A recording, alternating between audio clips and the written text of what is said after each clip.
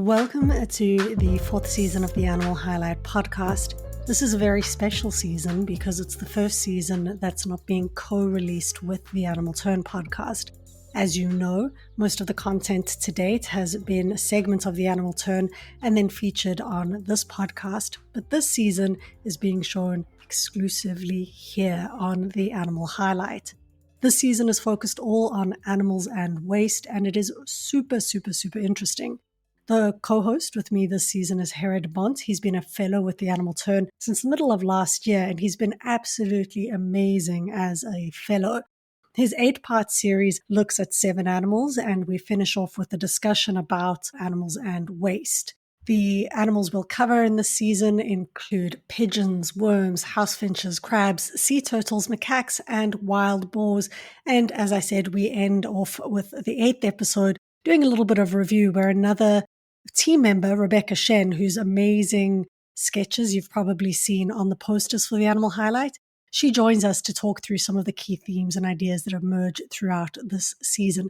It's a wonderful season. Let me tell you a little bit about Herre. Herre de Bondt has done research on rats in Amsterdam, crows in Tokyo, and gulls in The Hague. His work has now brought him to London, where his PhD project is concerned with urban bird feeding practices. From hanging up fat balls for chirpy robins to tossing seed to flocks of flying rats, Herre is determined to investigate the inherently multi-species practices of bird feeding. He is particularly interested in the ways non-human animals inform and shape the contemporary city, and in collaboration with and in defiance of humans. You can connect with Herre on Twitter and learn more about his various projects and works with animals. In this first episode, we're going to be talking about pigeons, who have featured before in the Animal Highlight, but Herre tells us something a little new.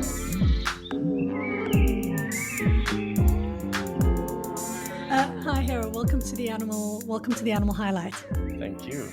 It's lovely to have you with us as a fellow with the Animal Turn. Tell me a little bit about you. So this is the first episode on your Animal Highlights. Let's learn a little bit about you before we jump into things. Who are you, and why are you interested in animal studies? Good question. My name is Herre de Bondt. I am currently a PhD student in anthropology at the University of Roehampton. And I am researching bird feeding in the very much the broad sense of the word, but very much also the human side of it. Because, of course, it is inherently a human-animal interaction. And currently I'm looking at what underlies this human-animal interaction, this multi-species encounter. And I'm mostly interested in animal agency there. So we often talk about what do we do towards humans, towards animals, and how do we influence them, and what effects are our actions having. But I'm very interested in the animal side of it. So how do animals change us? How do they change encounters? And what power do they have actually within this setting? That's really interesting. And I know that you're interested in urban animals, and that makes a lot of sense when you're thinking about feeding and urban animals, because urban animals take a lot of, they show a lot of agency when it comes to finding food and navigating cities for food. Yeah. Is that something you're looking at? Yeah, definitely. Yeah, I remember reading this book. I think it was called something, The Unseen City, I believe. And it was about urban animals. And it just made me realize how many animals are actually around us, constantly thriving in cities. And I was living in a city at the time when I was reading that book. And it just made me, it sounds a bit cliche, but it made me like open my eyes a little bit and be so much more attentive to how much life there is around us. And I kind of want to capture that in my research as well. And like you're saying, animals just constantly, they have to look for food. They have to, and they often use our waste. They use our resources, despite what we try to do with our resources, in order to thrive for themselves. And I think that's just so powerful. I think you're right. When you start to, because we tend to think about animals and wildlife as somehow being some sort of like out there. You think about lions and elephants, and maybe that's for me because I'm from South Africa. But when you start to actually pay attention to cities, there's so much going on.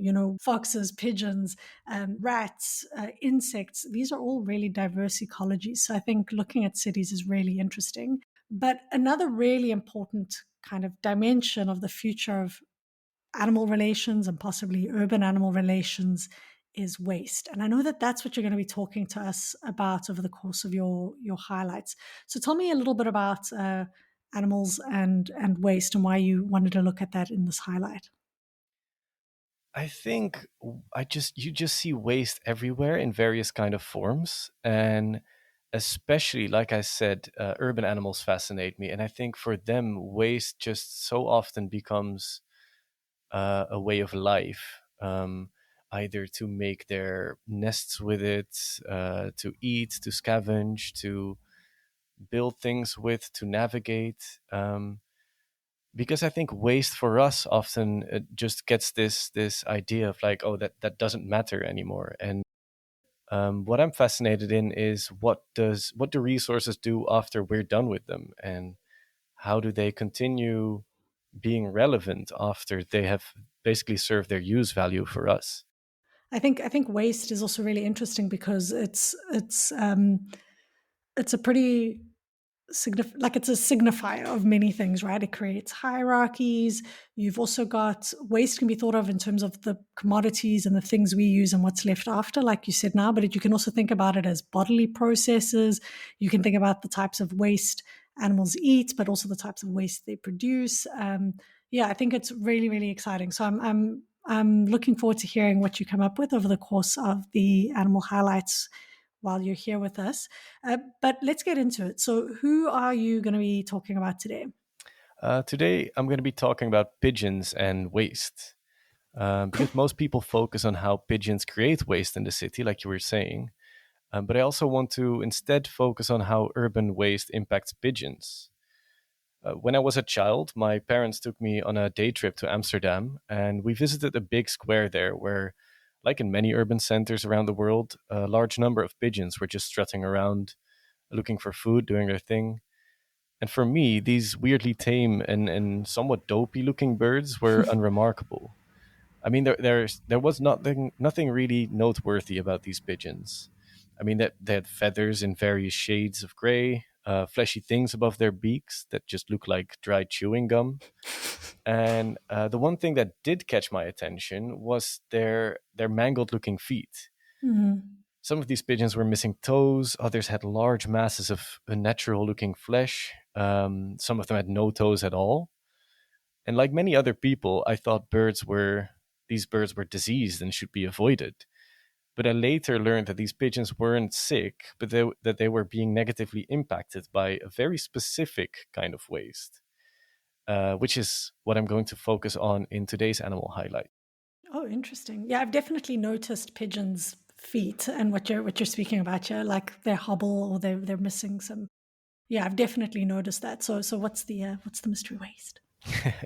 We'll get there later, Claudia. First, I want to give you a quick note about the pigeon feet, at least how they're supposed to look.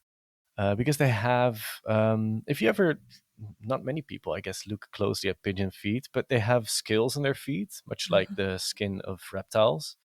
Although the underside of their foot is remarkably soft, on the other hand.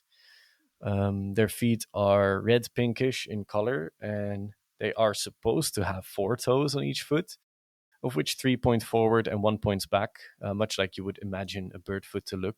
And I do say supposed to have because it is quite often not the case, which brings us to that intersection between waist and pigeon feet. In 2019, Professor Frédéric Giguet, I hope I pronounced that right. You don't And need to apologize for names with me. I literally say every name correctly. so that professor and colleagues, they published an article about what they called stringfoot. This team of French researchers studied pigeons in 46 districts in Paris, and they did so by just walking through each district for about an hour. And during these walks, they chose 30 pigeons, and they gave each of these pigeons a score ranging from a 0 all the way to an 8. Whereas a 0 would mean that a pigeon had all toes and no damage at all, while an 8 indicated that all 8 toes had been injured, disfigured, or had even fallen off. And these researchers, they expected infectious pigeon diseases to be the culprit, but what they found was far more surprising because the main culprit was actually human hair. What? What? Yeah, I know. And it is an organic material, so you can easily forget that hair can also be waste. But for urban wildlife like pigeons, discarded hair, or maybe not even discarded, but just hair that has fallen off, or however hair ends up in the environment. I mean, definitely some of my hair then is hurting pigeons. I have so much hair and it falls off all the time. So, It's hard not to feel guilty after learning this fact about your own hair. But this can severely impact pigeons' lives. There's also other forms of trash that has to be said that can hurt pigeon feet, which includes forms of string, wire, bits of rope, sometimes even bracelets. And the reason that these long, wiry substances are so disastrous for pigeons is because pigeons are ground feeders. That means that they walk rather than that they hop like some other birds do. So this means that as soon as they encounter a hair, a piece of string or a wire, it is highly likely that it will actually wrap around their ankles or around their toes. And as they continue to walk, with each step, the hair just gets pulled tighter around their feet, eventually cutting off the blood flow and sometimes even causing necrosis. And sadly, once a pigeon has string foot, their situation can deteriorate rapidly. The string itself can also collect waste while the pigeon navigates the city as it scavenges for crumbs. And so, like more hair, pieces of anti pigeon netting, bits of plastic, twigs, and many other urban objects get stuck around pigeons' feet. So because of this, a pigeon might get stuck while they're trying to fly away. They might get tied up with other pigeons, or even end up with what is called double string foot, where both feet end up tied together. So imagine trying to navigate the city with both of your shoelaces tied together. It would be very difficult, of course. But, and this is where the story takes a more hopeful turn, because there is hope. Increasingly, there are people that are aware that pigeons are not actually disgusting, but that they need help to mitigate some of these challenges of urban waste. All over the world, there are groups of urban citizens who have set up voluntary networks of so-called de-stringers. These groups often organize events called String Food Sunday, on which they go out armed with things like tweezers, scissors, antiseptic gel, and other instruments to help them catch pigeons and to relieve these pigeons of their string food. Amsterdam is now an exemplary city when it comes to helping pigeons, and it often organizes such events. You can learn more about them on Instagram groups such as, I think it's called pigeonrescue.nl on Instagram. Or for London, there's London Pigeon String Food and Rescue. wow. And what is so amazing is that there's so many people here that they give freely of their time and money. They're motivated by the idea that it is, because it is human waste that is negatively impacting pigeons, that it also should be humans' responsibility to provide pigeons with some relief. So, if this sounds exciting to you, and I hope I'm being convincing here, Claudia, but for anyone listening, many of these organizations actually organize String Food Sunday that is very open to newcomers. They're very welcoming. As soon as you wish these pigeons a better life, essentially, you're welcome. That's amazing. I've never heard of these organizations. Actually, I've never heard of Stringfoot before. So the fact that there are whole organizations managing Stringfoots and Stringfoot Sunday, that's really, and it's focused, are these focused primarily on pigeons, or are they looking at a variety of urban birds? Yeah, good question. I think they tend to be affiliated to wider animal wildlife networks. And in Mm-hmm. London, for example, there's a lot of birds that just end up not really being taken care of by RSPCA in the end, or by organizations, animal welfare organizations. They're often affiliated to other animal welfare institutions. And I mean, this is very important to me, and this is the part where I'm gonna pigeon fanboy a bit, because I think pigeons are an amazing bird who just deserve this attention and care. So before closing, I just want to try to convince everyone by sharing some really cool facts about pigeons. All right, let's hear it. Yeah, all right.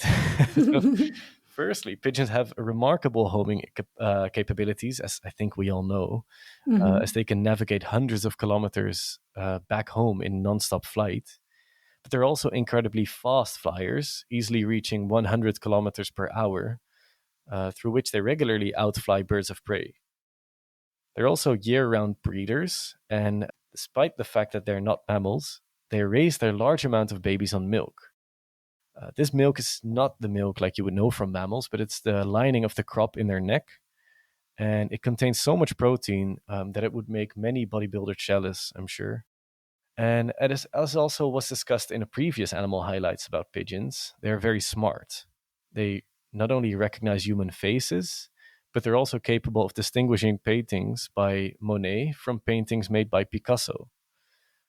And finally, as is evidence from the numerous pigeons who live with disabilities caused by urban waste, they're also resilient and adaptable animals who are deserving of a lot more care and attention. Thank you so much. I mean, I think, like you, I think pigeons are remarkable. I think, yeah, the more I've learned about them, the more I sit in cities and I watch how they hang out. And I'm not an ethologist, right? So I'm just learning, I think, to actually see them, to come back to what you said at the beginning. And the deftness with which they fly. Like you actually watch pigeons and how they maneuver through and between buildings. And sometimes how they kind of just take flight. It seems to like they take flight at once, right? They take Yeah, flight and they fly around in like 3 or 4 circles, and then they all settle down again. And I'm always, I suppose I should look it up, but I find it really fascinating to watch them, or how the males, they really do pester the females. You know, you watch them in a city because I think they breed year round, yeah, right? they I do. think. So it's really interesting I love pigeons. I think they're actually quite regal looking birds, who I appreciate so much. Yeah, I think so as well. If you just take the time to really get to know them, which Mm, to me really needed this sort of unlearning of this disgust or indifference. mm. But Yeah, they're and so close. They're always there. they are always there, and they are really quite beautiful. Like I've heard people refer to them in many ways, and I can see how like hurt feet and can kind of be associated with an idea of disease and that they're dirty. But when you start to realize that no, a lot of the reasons for why they look mangled are because of our waste and our interconnections with them. And I really love the idea that there are some folks out there that are going out on a Sunday with tweezers and pliers and helping pigeons. Yeah, I really like this idea of how can we help each other, and urban waste doesn't only hurt us, it hurts other animals too. So thank you so much, Hera. This was really interesting and enlightening, and I enjoyed it very much. The Animal Highlight is produced by myself, Claudia Hirtenfelder, co-hosted together with Herre de Bondt. The editing was done by Herre de Bondt, Christiaan Mentz, and myself. The episode artwork by Rebecca Shen, and the bed music by Gordon Clarke. This is The Animal Highlight with me, Claudia Hirtenfelder.